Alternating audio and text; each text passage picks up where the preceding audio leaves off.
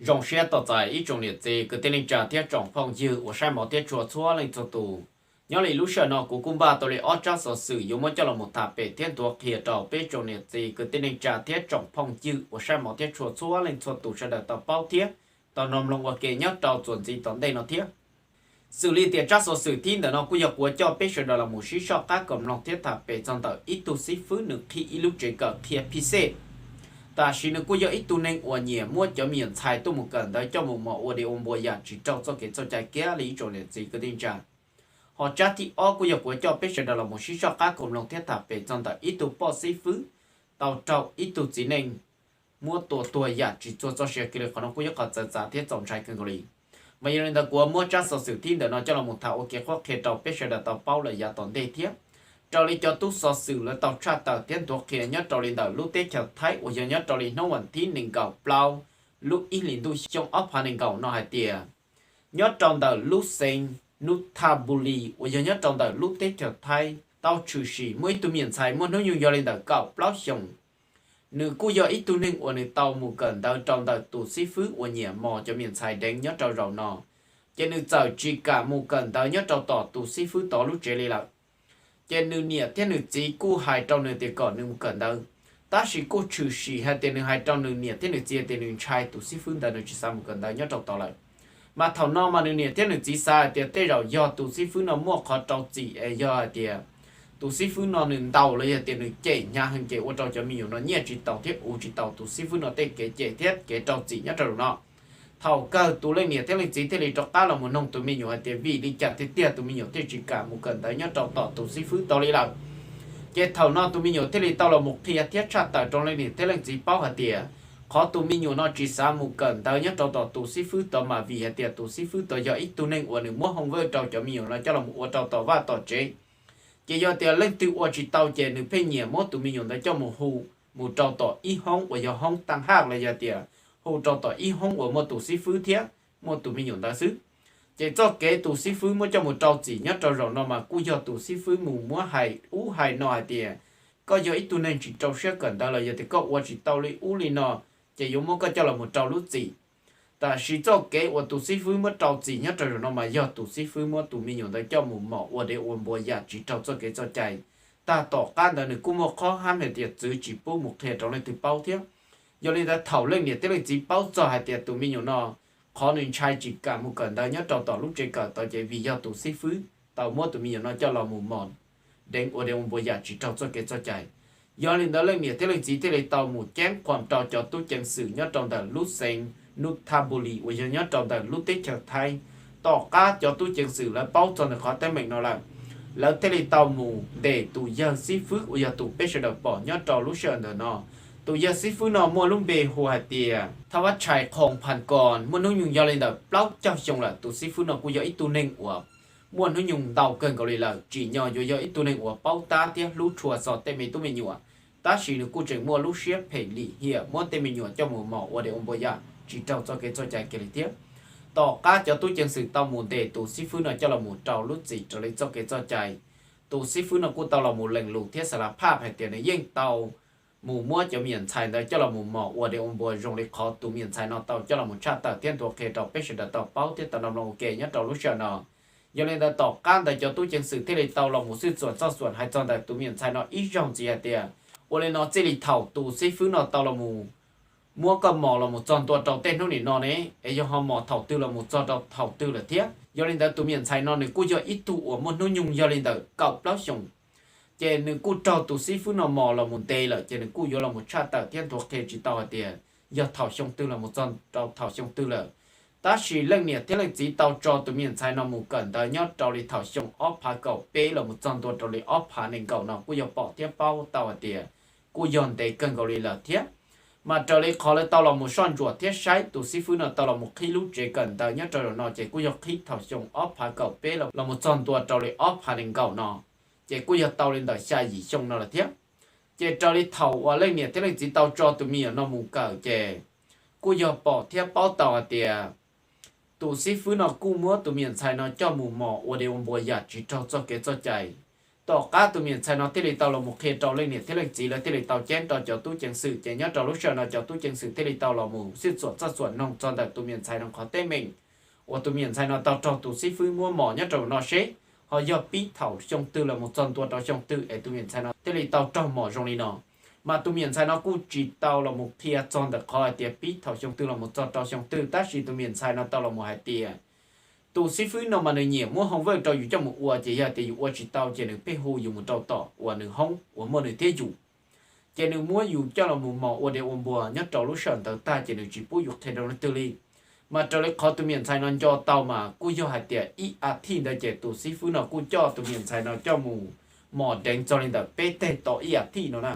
ít thiên để chỉ tụ sĩ phu nó cho một đánh lên là bê tê mà trở lại tụ miền Sài nó nên do tàu trở về cú do tụ sĩ phu nó tàu mua tụ miền Sài nó cho một đánh cho nên là ốp bộ tê rồi nè mà nhớ lại khó tem mình nó mà cú do khó trả cơn cầu lại ít trong này gì cái trả mà do lên đó nhớ tàu lúc sợ ta chỉ nó cho tôi chẳng xử là cú trình mua tụ sĩ phu nó cho một chén chế nhớ tàu tỏ chế là chu là thiết thế là cú trình tàu cha tàu thiên tuộc khi hạt tiền do hạt tiền trong này gì cái trả số lên cho tụ và cho tàu trò tem mình tu mình nhiều tu một cần tàu nhớ trong tàu tụ sĩ phu nó lúc và lúc chế là do tiền tụ sĩ phu nó lúc chế cỡ ấy do lên từ tụ xài họ tổng chí khó tem mình dùng đi là con đỡ nó thọ sẽ đợi mua kế cổng tệ tu một chén khoản trò cho tu chẳng xử là yêu mua khó khăn đi nó cho là một nọ tàu tụ sĩ phu nó ấy còn nhà chắc khó cô nó tua thiết mà khó nó yêu khó và cho tu chẳng xử là tao là một chát tàu thiên thuộc hệ trò trong này chỉ cái trả số lên cho tụ thiết thiết chỉ ta lên đó là cho tu mua sở xử là cô tàu chát tàu thiên thuộc hệ tiền nhớ cho lại ót dùng ta là nó cô mua ít tu miền xài mua nó như do lên là cậu ót dùng cô tàu tôi một cần thơ trong đời tụ sĩ phu nó lúc và lúc chế tí dạng cầu tiết tác sĩ tụ sĩ phu nó tàu mua tụ miền xài nó cho một mỏ và để ôm bò chế thảo cơ lên để thế này chỉ báo chỉ là cô tàu tôi một hải cho tàu tụ sĩ phu nó tụ sĩ phu nó cô bông nhẹ cho lên đời gì ba cú tàu tụ miền xài và cậu ót dùng được tàu mua cho một mỏ đánh và để ôm bò nhớ tàu lúc sợ tàu tác sĩ thảo lúc sợ tụ sĩ phu nó thể nhiên một tàu lại chế nên là tan cho chỉ khó tới mình nó là cô chỉ đi mua và xong chưa tàu một chỉ bút cho lên từ bao lì là thiết vì thế giờ lên thua tàu là tụi mình nhủ cô yêu bông chơi bông mua họ tụ sĩ phứ là cô yêu bông chơi bông mua chỉ thầu là tàu nhẹ là chỉ là cô chủ một thế ta chỉ nhớ cho lấy xong nó chỉ cô yêu hạt tiền mong phê cân cầu lấy tụ sĩ phứ là cô yêu lòng muốn trí trao tụ miền xài muốn nó nhiều cọc đó xong nó chỉ tụ miền xài nó cô chỉ được thiệt trao lên này thế là gì thế là lòng muốn trí thế chủ sĩ mua khó tên mình trong này nào thế chỉ ta lên đó là cho tôi chẳng sự chừng tao là muốn nông thiết thả trong đời tụ sĩ phứ nó chuẩn gì tiền我哩那叫面菜，我们那用面面呢，都没跟到一种的搞呢。lúc xưa có cho một mỏ để ông bùa nó có họ yếu muốn cho một ô chả một trâu chả là lúc chế nó tuyết trường hợp chỉ tao tao dù tụ chỉ nên giờ của lầu đi nó đấy yếu có yếu cho một ô chả chế tụ sĩ phú nó cũng tao là một cha tao tiên thuộc kia tiền cho miền Sài và trường mua lúc nhung mê đó nó chế tụ sĩ phú nó cũng cho tụ miền Sài đó một trâu to chế được cũng do hạt tiền có tụ miền Sài đó và một dài nữa tê khổng đó là giờ tiền mù có nữa tê khổng đó có và nếu mua khó và you know rong xe tua là giờ tiền có và trong nữa khó và cái và chỉ nên giờ đó còn nữa tặng tua nó là mà họ giờ tiền cho và nếu mua nó nhung lo phì đi tụ sĩ phú nó yuan cho bự tao là nó chế tụ sĩ phú nó cũng cho tụ miền Sài nó bự mà nhớ lại khó tới mình nó cũng giờ khó trả thiết trọng trai cân gọi là ít trong này chỉ cái những trả bây giờ nên chọn chỉ tận đây nó của cho biết sẽ là một sĩ cho các cộng đồng thiết tập về trong đời trách số sự thì ó hay trong đời tụ bao sĩ phú tàu trâu tiên linh phải mất tuổi già chỉ cho sẽ cái hay cho có tên mình nó cũng yêu bỏ tiếp bao tàu tiền tôi chủ sĩ nhất cho nên nó vẫn tí cầu gì lúc ít liền tôi xong ốc phản ứng cầu nó lại ta chỉ thầu lúc sợ cho tôi chẳng xử là tàu tôi một bỏ cho tụ bao sĩ phú nó được tàu tôi nhất cho hậu lúc hôm năm chế cú do hạt tiền lần thiệt chỉ tàu bỏ thơ hạt tiền do vì lý trả một trâu lý trả tụ bao sĩ phú nó tên lý tàu tạo lên cho xìa vì hạt tiền nhất trong lúc sợ đó là cú tàu muốn nửa lúc chế cho là một son chuột chuột thiết sai là một lần chế cú chỉ bỏ họ từ yon đông là giờ tiền cái yo xia là giờ tiền lỡ muốn cho là một son chuột sai trong đời người tây chơi mò là cú chỉ bỏ và phì li yo mò tin nên tôi một mò đánh mò tụ bao sĩ phú nó tua ta chỉ tỏ cá là tàu chơi pháo thiên chia là một lần chế cú yo bỏ tiếp bao tàu hạt tiền tụ chỉ nên tàu nó cú yo tụ tàu là một cái tệ tụ bao sĩ phú nhớ trâu rau nó tụ tháo nó mua lung bề hồ tiền sắm pi chai tụ giờ nó muốn nó dùng giờ lên đó bé cho chua sòng cho nên là tàu cha tàu tiên thuộc kia mà giá ta lọt thầu tụ giờ nó chỉ tàu kia đó tụ bao sĩ phú nó lúc chế chế cái cú giờ nhớ và chế ship bua là giờ tiền nhớ ship chế tụ giờ nó cú giờ ít tụ nên và trả chế taxi nó nè chế thầu lúc sau đó chế nên cú trả chế taxi mù mù lò chế nên cú thầu tụ bao sĩ phú nó mù mù lò tiếc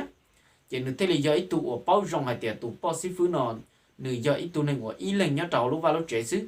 chỉ tỏ cá là một trình đen đó chỉ tụ do nó cũng do ít tụ nên ở nửa một tít tàu cho chua mua dừng chỉ nửa cũng một hậu giả lo cơn cầu đi lợn thế là ở trong nửa mua nung cây dàn tàu cơn cầu đi thầu cơn nửa thể chỉ tàu chỉ nửa thế là mua nửa lúc trẻ nó mua lại chỉ thầu nửa mua nửa lúc trẻ nó mua cho một thể nụ thèn cây ta là chỉ nửa cũng tàu chỉ trẻ khiến đỡ nửa khó hơn đỡ nó mua lại tỏ cá nửa kia mù chỉ tàu đen đó chỉ nửa cũng chẳng hai trâu nửa tụ luồng cao hai tiệt nửa yo cho cá là một cá khổng nhớ trâu tỏ nửa lúc vào lúc trẻ cú đùa thiết vì nửa chỉ nhớ cá cây nhạc khổng ở chế thầu lúc sợ nửa cho cá là một đó chế cú yo bỏ thiết bao tàu tiền nhớ trâu mòn đó chế nửa cú anh chắc khá là một trâu đó tụ bỏ xí phứ đó nó lúc chế mà tụ bỏ xí phứ của tàu ta lúc này cho xe nhớ trâu rồi nó mà giờ tụ mua lúc bề hoa tiền nên tìm mà phá sản nút mà nó nhiều lên đó bé trong chuột sùng và do ít tu phú xoài là do ít tu phú xoài nhớ trong đời và ít lúc university nhớ trong đời lúc tết chặt thái nữa mà thầu mò và tụ chỉ nên làm gì là mù trao sầu tụ bỏ xí phứ nó lúc trẻ trẻ cú do hạt tiền nữ yếm ba là mù nhẹ nhẹ là do tiền ba là mù nhẹ khổng xứ ta chỉ nhớ trao lúc sờn đó trẻ tụ bỏ xí phứ nó cú chỉnh ta tỏ đã để nhớ trao họ không nắm trẻ phò đi hạt tiền nữ ta tỏ cả là một trò trao tụ bỏ xí phứ nó lúc trẻ trẻ họ do tụ bỏ xí phứ nó ta tỏ khí khó trong tập là một trí trao giờ thiết chỉ thế là một trâu giờ gian chia là một trâu tỏ tụ bao xí phứ nó chỉ tụ bao xí phứ nó dần trai chỉ tụ bao xí phứ thế là khiến dây kia một trâu và san ti o chỉ có giờ trừ sĩ hay tiền nó cũng dây lỡ tụ bao xí phứ nó cá mù chỉ thầu dây một trăm tua trâu sáu chỉ nó cũng muốn chia tàu tụ bao xí phứ nó chỉ nó thế là thọ in trị trâu đời tụ bao xí phứ nó lúc lá tỏ cá tàn đời chỉ nó cũng muốn tao cho là một bò trâu tụ bao xí phứ nó lúc khẩn trừ thế lúc khẩn trâu chỉ một trâu tụ bao xí phứ nó ở ba chín to chỉ thế là một trâu này tàu tả lúc cho xe nhớ trâu lúc sờn tàu chỉ thầu nó chỉ nên thế là mua tụ bao xí phứ nó lùa cho một bò trò hậu không lắm tỏ cá nữa nên thế là tao là một nhẹ tụ bao xí phứ nó cho nhẹ cho chia thiết nên thế là tao cả tụ bao xí phứ nó lúc sáu tông mù lại chỉ thế là我trao cho tu chân sử là tu một son chuột thiết trái hay chọn được khó tới mình nó chỉ là thế là chỉ bao hạt tiền do vì lý giải một trâu lý giải chỉ nhớ là thầu thao mà là sai thì thế rồi tụ bao xí phứ nó nếu mà khó và tiền nữ chỉ nó là gì thì nữ chỉ nhớ cái ở trong này tao tả nó cho xe xứ ta chỉ tỏ căn đó là chắc phải là một chỉ bỏ tụ bao xí phứ nó lúc sáu tông chỉ là thế là màตัว GPS ใช้เจอตัวป้อซิฟื้นอตัวสัญญาว่าย้อนแต่รู้สต้องนั่นละมาแล้วเทลิใช้เฝ้าเทียใช้แต่ละหมู่จอนตัวเต่าเท่าเกิดป้องละหมู่จอนทั้งหมดที่หนึ่งเก่าเปล่าลูกอีหลินตัวชงออฟหนึ่งเก่าเนาะกูยอปอเทียเป้าเต่าเตียแล้วกูใช้เต่าว่ารู้สต้องแต่หนึ่งคออินเทอร์เน็ตแล้วย้อนเตียหนึ่งตัวเนี่ยเนาะสัญญาณแต่รู้สต้องแต่หมู่ยอดเต่าต่ออีลูกฮันเจเท่าเกิดจะตู้จังสือเทลิหมู่เต่าต่อลูกฮันต่อchỉ lúc hắn tổ tây tàu là một cha tàu tiên thuộc thì tiền lúc sáu tông nó là yếu lần tàu ít tuổi giờ là yếu lần linh tàu và plau phàm ba do linh tàu thầu nó là tây tàu chấp pháo tiết sai cho công một chọn cc khi mà là một là tây bao tiết bỏ tàu tiền tuổi giờ của tàu là một nhiều lúc sáu tông nhất rồi nó chỉ do tụ của tàu muốn thả thiết biệt trong cái là tàu bao nhất trong lúc chọn nó chỉ thầu nó cho tôi chân sử là tây tàu chấp pháo tiên tiền để tuổi giờ nó ta chỉ tụi nó cũng kia là một trong tờ lũ sinh cùng thế của nhớ trong tờ lũ tết trở thái tao kia là một trò ít tụ phong dư nhớ trò lũ sợ tờ tao can tờ cho tôi chân sự cũng mua chấp bằng sự là một tề thiết chân tàu tụi nó cho là một trò lũ gì trở lại sau cái cho chạy nhớ trong tờ lũ tết trở tàu chỉ một là chơi là thiết do lên tờ tao can lần để tàu tụi nó là thế là mua tụi nó cho là một sản pháp thiết nông là một tiền do vì đi trả một trò đi trả có thể là tàu là một tua tụ bao xí phương nó nhớ trò rộng nó mà tụi nó thế thì tao là một cha tao tiền tuổi kia thì nhớ tao đi giờ tao lo nữa tao qua thấy xí là giờ tiền này tao trả trên để cho nên cũng tao thao tụ bao xí phứ nó một lọ lọ cái chi tiết cho nên thế thì bao rong hai tiền tụ bao xí phứ nó giờ ít tụ nhớ tao vào chỉ ít lên xứ chỉ mua lên từ chỉ nhớ tao lúc sờn tao là cũng chỉ giờ tiền này用cả là một tua tụ bao xí phứ nó ta chỉ nên thiệt lúc sờn用cả là một nhia tụ bao xí phứ nó cho nhia chỉ phò đi thì nên cả là một chỉ hòn chít tụ bao xí phứ nó chỉ nên trai trả tụ bao xí phứ nó bao giờ nên lúc trên lúc mua chỉ nếu thế thì tàu là một tàu tiếc muốn tụ bao xí phương là tua nhất trong lúc sờn tàu chỉ lên đây chọn được khó tới mình nó cũng nhớ khó giá thiết chọn trái cân gọi là chỗ này chỉ cái trả do lên đây nhất trong lúc sờn là cho tôi chứng sử nhất trong lên tàu lúc tết chợt thay là cung để tàu tụ dân nên phải ở tàu tua tụ bao xí phương là nhất trong rồi nó cho một tàu lúc gì cho lên cho cái cho trái nhất trong tàu lúc tết chợt thay là tiếc khó nó cũng nhớ khó dùng cân gọi là chỗ này chỉ cái trả do lên đây nhớ là nó biết sẽ được rồi một số số khác cũng nó thiết tập về trong tàu ở trong sự nó là một sau nó xứ và trong tàu trong này cho nên cho tụ ở đây chừng gì lúc sau mà nông tây lần đầu của sĩ cho cái cùng nó tiếp tập về trong đó ở trong sự nó là một sau này nó tiếp sinh chi đùa